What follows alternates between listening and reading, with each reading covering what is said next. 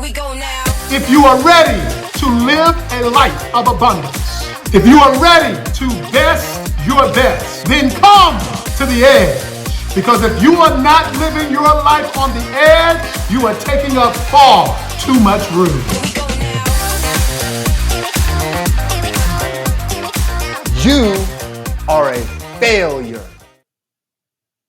And if you aren't, you oughta be.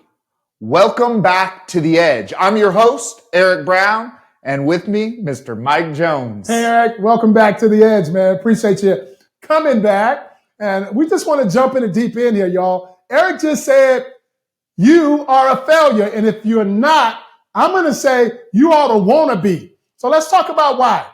Many of us have been taught to be risk averse. We do everything that we can to avoid failure. Because if we fail, it means that we're going to look bad. When we were small children, you know what? We did not care about falling down and skinning up our elbows and our knees. We would go inside and put a little liniment on it or a little alcohol and a Band-Aid, and we would go right back outside and start playing with our heart, body, and soul all over again. As adults, we fall down, and the first thing that we do is we get up and we look around and see if anybody saw us fall, because we are embarrassed that we fell down. We are embarrassed that we misstepped. We are embarrassed that we came up short. So we've been taught to be risk averse, focusing on all of the things that you don't want, focusing on the potential of failure rather than the opportunity for success. Now, that was a guy who made this phrase very popular. I don't think that he originally coined the phrase, but he made it very popular. He said that you really want to go out on those skinny branches if you want the sweetest fruit. It's a guy by the name of Will Rogers. And what Will Rogers meant was that if you truly want to live your life, if you truly want to reap the incredible, powerful, positive benefits of living life, you're going to have to be willing to take a risk. What I have learned in my own life, Eric, is that if you are not willing to risk everything, then you are absolutely risking everything.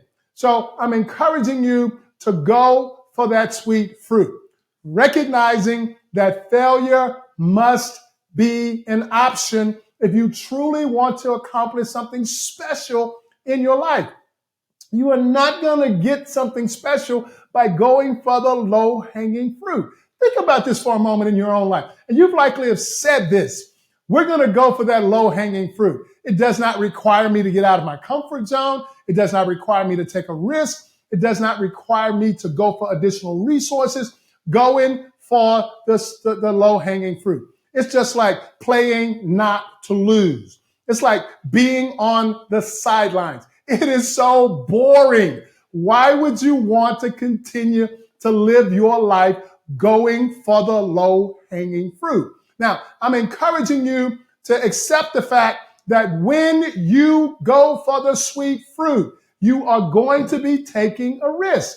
And the risk is not failure. The risk is greater success. So I'm encouraging you to change your mind in order to change your world. So I truly hope that you're listening today with the intent to be influenced, because there is an opportunity for you to change your perspective about how you're being in your relationship with your significant other. What risk can you take to make that relationship better? How about at work? Those of you that are business owners, what risk are you willing to take to get to greater successes in your business, to grow that business? Those of you that are still sitting on the sidelines, going for those low-hanging fruit, that really want to write that book, how about getting off of the sidelines? How about getting off of that low-hanging fruit and going for the sweetest fruit available to you? What is the worst thing that could happen? You could fail. Failure is not fatal. Get up, dust yourself off, get back into the game, and go for it again. Yeah, but Mike, we've been taught that failure is negative. In fact, I can remember conversations with people pointing out where the mistake was made and feeling really bad about it. So what would you say? I love the reframe, but how do we apply this in our personal and professional lives? And Eric, that's exactly what we've got to do. We've got to reframe that. So here's an awareness that we make a lot here on this pod blast. When you come to the edge, there is an awareness that there are 86,400 seconds in every day. There is positive and there is negative in every one of them. There is a positive context of failure and there is a negative context of failure. Now, if I have literally, truly set an intention of going for the sweet fruit because I'm going for the things that I want, I also have to go with an understanding that winners lose more often than losers lose. I have to know that failure must be an option for me if I'm going to play at this level. Because going for the sweet fruit is going to take me out of that comfort zone that we've talked about so often on this podcast. When I get out of that comfort zone, there is the potential that I am going to fail, that I am going to fall down, that I'm going to skin up my elbows and my knees. But if I'm truly committed to that sweet fruit, going for the things that I really want in my life, I'm going to go in and put some liniment or some alcohol on it, put a Band-Aid on it, and baby, I'm going for it again.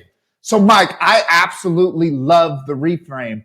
What coaching would you have though for somebody who's gone for it again and again and they continue to fail and come up short? I'm going to say this because very likely you are using the exact same approach that got you to the initial failure.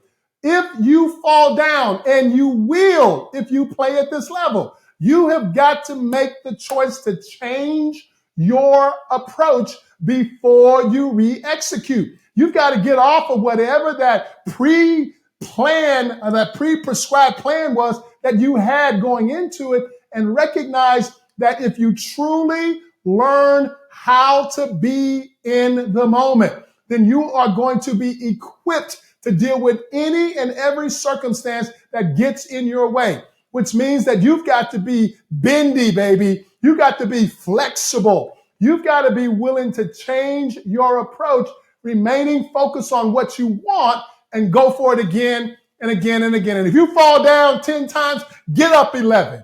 No, smoking hot. And I absolutely love the reframe.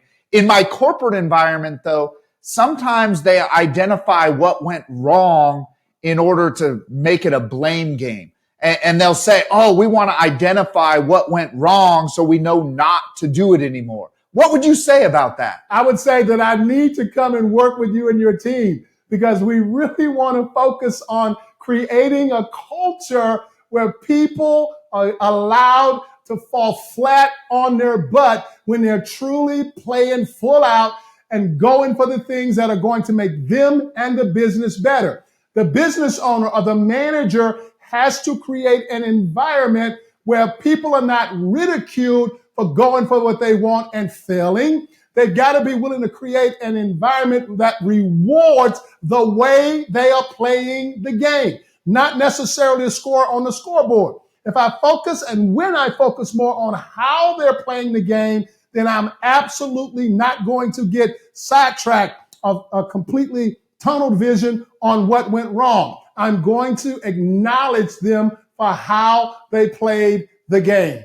So you're saying that the people that you're surrounded with when you fail really matters. Absolutely. You need to surround yourself. And baby, if you haven't done this, I'm going to encourage you to get busy today. Surround yourself with the kind of people who will help encourage you to dust yourself off, get back into the game, and support you as they prop you up and help you get to that next level on that tree to go for even sweeter fruit as you continue to create the life that you want. You can keep sitting on the sidelines and going for that low-hanging fruit and allowing life to happen to you, or you can make the choice to get out on those skinny branches and make life happen because of you. But you have got to be aware. You've got to embrace this message.